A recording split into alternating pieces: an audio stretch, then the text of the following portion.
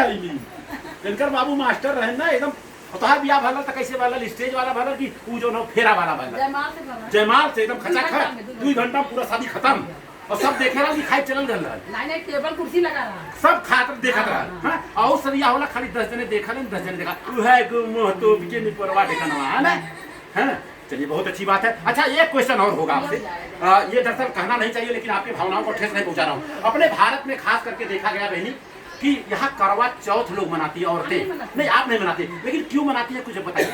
पति उम्र के लिए और आपको बता दूं बात को अन्यथा मत लीजिएगा पूरे विश्व का सर्वे हुआ है पूरे विश्व में सबसे ज्यादा भारत में विधवा महिलाएं पाई जाती हैं। आज हमारे घर में देख लीजिए माही मान बैठी है तो जब करवा चौथ व्रत रहने से उम्र बढ़ता है तो गोराई में कोई 200 साल का है कोई नहीं है 200 साल का। और पहले उम्र रहा था 100 साल 70 साल हुआ आज 60 साल पे लोग चल रहे हैं चल रहे हैं नहीं चल रहे हैं।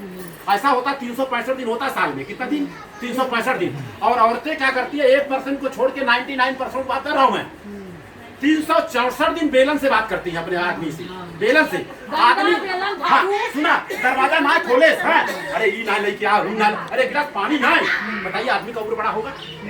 एक दिन चलनी में देख लिया चंदा मामा के अपन पति बनाई ली थी कितनी बड़ी विडम्बना है। वो साथ देते अच्छा वो साथ देते बताइए कितनी बड़ी विडम्बना है।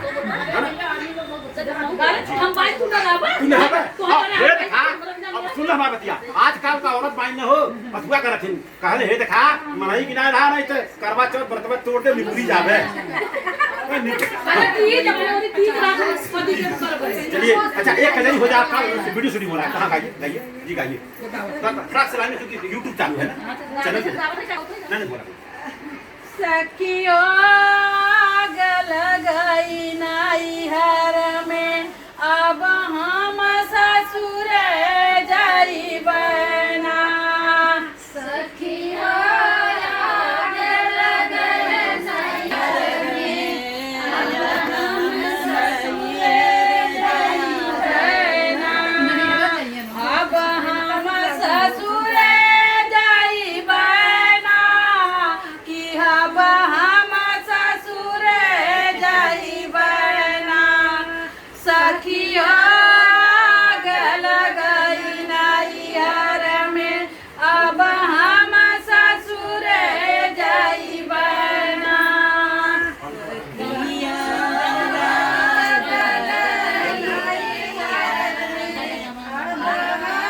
ससुर जाई बना काई हम से गास करावई और बाईसी के दुलवावई और बाईसी के दुलवावई रोई सुसुक नाई हर में अब हम ससुर जाई बना रोई सुसुक नाई हर में अब हम ससुर जाई बना सखियो गल गई नाई हर में अब हम ससुर जाई बना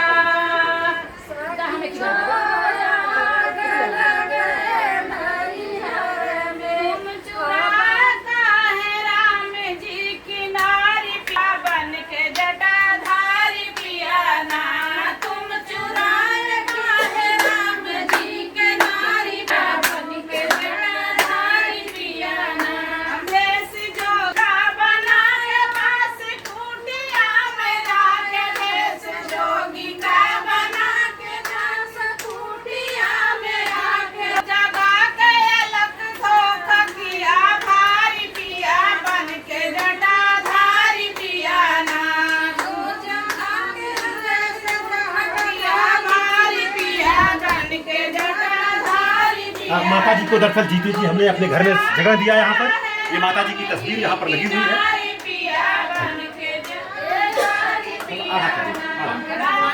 ये हमारे सोसाइटी के सारे बच्चे हैं और मस्त एकदम भोजन पेट भर के खाना है ना और फिर 4 बजे आना है कि नहीं और घर पे बोल के आना कि अब शाम को हम खाना नहीं खाएंगे बोल के आओगे कि नहीं और जा करके मम्मी को भेजना किसको भेजना मम्मी को है ना बता देना, वहाँ हम लोग घर पे खाते हैं, तुम लोग भी जाओ, प्रसाद मिल रहा है ना? है कि नहीं? मम्मी को भेजोगी ना? हाँ, मम्मी को भेजो। कैसा लग रहा है खाना? जबरदस्त, है ना? ऐसे माता पिता का सम्मान जीते जी करना चाहिए कि नहीं करना चाहिए? जब अपना जन्मदिन मनाते हैं, पापा का जन्मदिन मनाते हैं, तो दादा दादी को मनाना चाहिए नहीं मनाना चाहिए? मनाना चाहिए, मनाना चाहिए। Very good. ये जरा खड़ी हो जाइए आप। बताइए, आपको जो है दरअसल बेटी के समान हो, आप मेरे को मामा बोलती हो, इधर देखो शुरू हो रहा है। तो ये आज का जो यहाँ कार्यक्रम हो रहा है, मेरी जो है माता जी हैं, आज जो जीते जी हम यहाँ सम्मान कर रहे हैं, आपको कैसा लग रहा है? क्या संदेश देना चाहेंगे? बहुत अच्छा लग रहा है। अच्छा ये बताइए, भारत में 2 तरह का भोज होता है, एक प्रीति भोज होता है, शादी है, ब्याह है, घर गृह प्रवेश है, एक मरने के बाद उत्तर प्रदेश में खाना खिलाते हैं। कौन सा नहीं खाना चाहिए? मरने के बाद। लेकिन मैं पता चला था कि यहाँ पर जो हुआ था, आपका ससुराल कहाँ है? नथनपुर में। वहाँ पर आपकी सासू माई थी, वो मर गई थी, तो आपके जफराबाद से सारी औरतें आकर खूब ढोल के खाई हैं। अब उन लोगों को बता दो कि जाना है, लेकिन मृत्युभोज नहीं खाना है। क्या नहीं खाना है? बस अब लोग खाना बंद कर देंगे तो लोग खिलाना बंद कर देंगे। और राजकुमारी जी, सही बात है, क्या संदेश देना चाहिए? इनके श्रीमान जी 2 साल पहले 1 साल पहले गुजर गए और इन्होंने कोई कर्मकांड नहीं किया। बताइए, अगर कोई मर जाता है तो पीपल में हांडी में पानी पिलाएंगे तो जाएगा? मान लो कोई मर गया और उसके नाम से पीपल में हांडी में पानी भरेंगे तो पिएगा? अगर मान लो आप यहाँ हो और यहाँ मैं पानी भर दूं, आपके मुंह में जाएगा? जब जीते जी नहीं जाता तो मरने के बाद जाने का जरूरत नहीं है। तो ये सब पाखंड है कि नहीं है? इनके बारे में क्या जानती हो आप, सावित्रीबाई फुले के बारे में?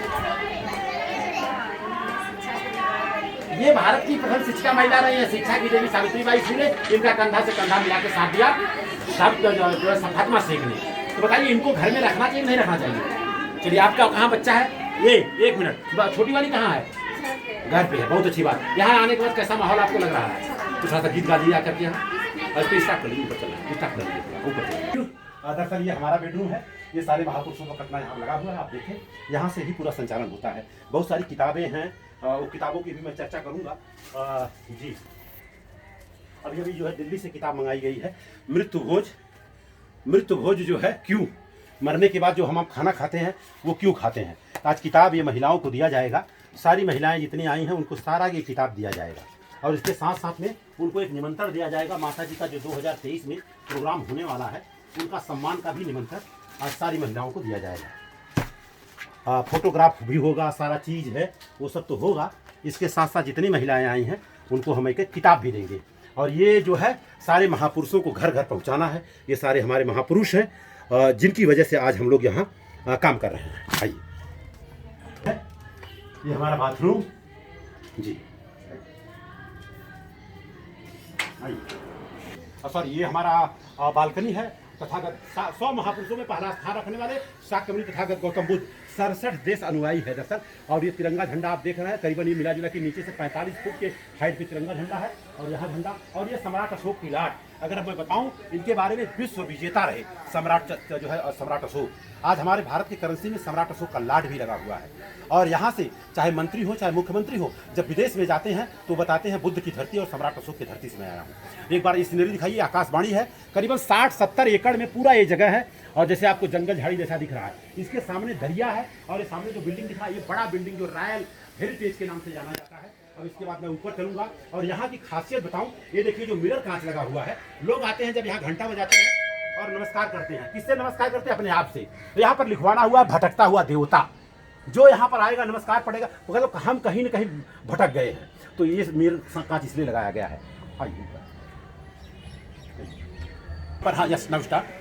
यहाँ पर सारे पंचदेव मौर्य जी हैं, कृपाशंकर बिंद जी हैं, जो कि फूलन कुमारी के रिश्तेदार लगते हैं और मिर्जापुर से हैं, मिर्जापुर से सांसद रही हैं। बताने की जरूरत नहीं, उन्होंने अपनी जवानी में जो काम किया फूलन देवी, आज इतिहास के पन्नों में उनका नाम है। और आपको बता दूं, उन्होंने कहा था कि कैप्सूल खा के मैं नहीं मरूंगी, गोली खा के मरूंगी, और उन्होंने अपना काम किया। और अमरीश मौर्य जी हैं जो कि LIC का काम करते हैं, बड़ा अच्छा इनका सर्विस में जबरदस्त है। रामजीत मौर्य जी हैं, ऑलरेडी आप भी रिटायर्ड हैं। रामबली मौर्य जी टेलीफोन विभाग में DGM पोस्ट से रिटायर्ड हैं। सुभाष मौर्य जी हैं तथा इनके सारे पुत्र हैं। और देखिए तथागत गौतम बुद्ध पूरे विश्व के 100 महापुरुषों में पहला स्थान रखने वाले साक्षात गौतम बुद्ध। सम्राट अशोक की बात करूं, दुनिया के विश्व के विजेता रहे सम्राट अशोक। लेकिन रही बात हमारे लोग, कुछ लोग ऐसे हैं इनके बारे में जानते नहीं हैं। जानने की जरूरत है, क्योंकि बाबा साहब डॉक्टर भीमराव अम्बेडकर ने भारत से जाने से पहले उन्होंने भारत को बुद्धमय कर दिया। कैसे? भारत के तिरंगा झंडा में जो राष्ट्रीय ध्वज कहा जाता है उसमें धम्म चक्र दिया। दुख इस बात का है, तिरंगा झंडा अगर दिन रात लगा देंगे तो लोग बोलते हैं अपमान होगा। अपमान नहीं, कुछ लोगों को इससे तकलीफ है, इसलिए झंडा नहीं लगाने देते हैं।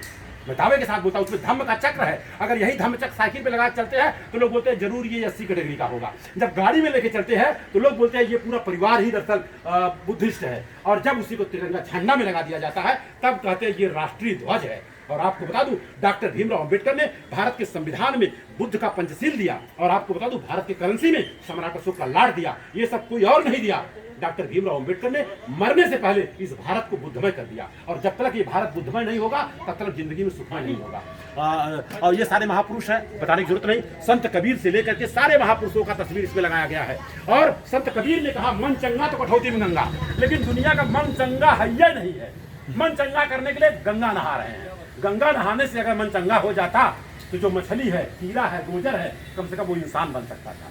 और रही बात, लोग दूसरे जन्म की बात करते हैं, मरने के बाद स्वर्गी लगने वाला है। करो ना कितना घटिया काम करो, किसी का मजाल है कोई नरकी लगा देगा? तो हमारे माताजी जब चली जाएंगी, मेरे पिताजी के मरने के बाद उनके स्वर्गी नरकी नहीं लगा है। डॉक्टर भीमराव अंबेडकर के नाम के आगे पीछे कोई माई का लाल स्वर्गी नहीं लगा सकता। भगत सिंह के आगे पीछे कोई स्वर्गी नहीं लगा सकता। क्यों नहीं लगा सकता? तो अमर है।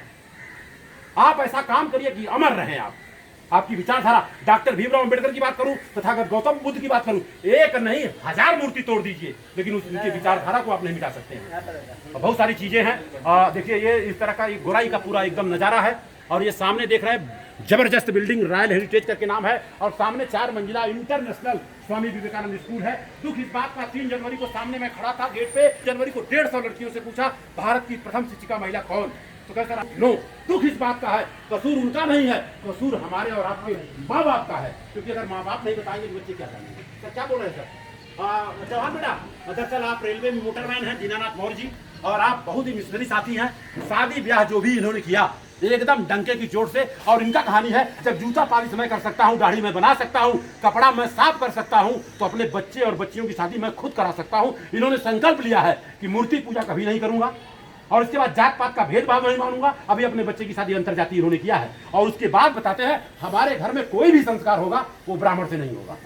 एक बार इनके लिए भी जोरदार ताली होनी चाहिए अगर इस तरह का संस्कार। और आप लोग देख रहे होंगे बाहर तमाम प्रतिमाएं लगी हैं, माता जी का, पिताजी का, दादाजी का फोटो लगा, लेकिन एक भी फोटो में फूलहार नहीं है। क्यों नहीं है? जीते जी इतना फूलहार मैं दे दिया कि मरने के बाद देने की जरूरत नहीं है। कुछ पढ़े लिखे इंसान है, बाहर लगाते, बताओ शीशा के अंदर है, कैसे फूलवा जाएगा?